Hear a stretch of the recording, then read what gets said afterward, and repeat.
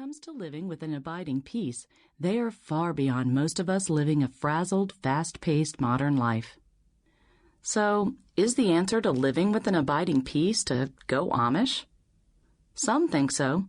An Amish newspaper ran a story about the hundreds of letters they received asking how to become Amish.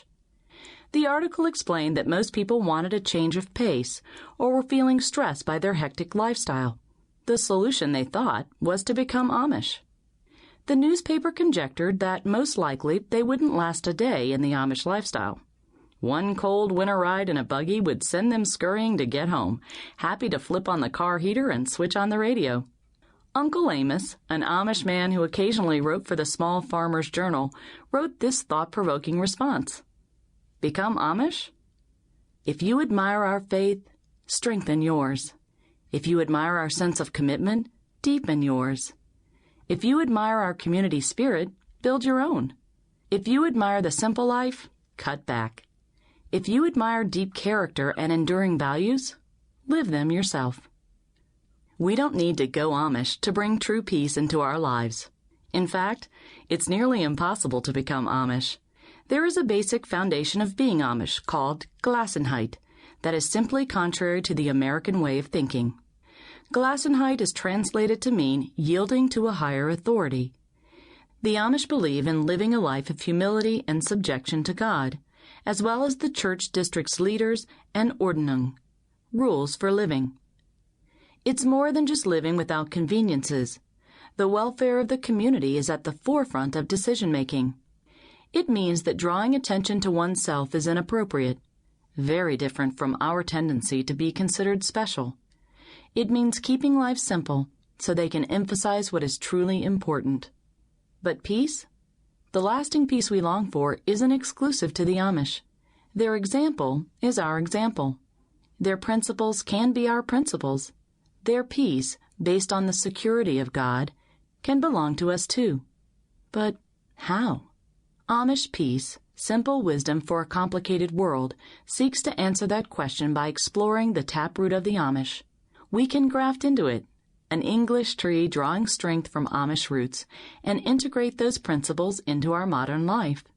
Plain and simple, a troubled heart is not Jesus' intent for you or me. A heart anchored in peace is. Part 1. Simplicity. Take all you want, eat all you take. Amish proverb. By the cash register at my favorite coffee shop sits a stack of business cards that promise to simplify my life. The secret, shouts the card, is to get organized.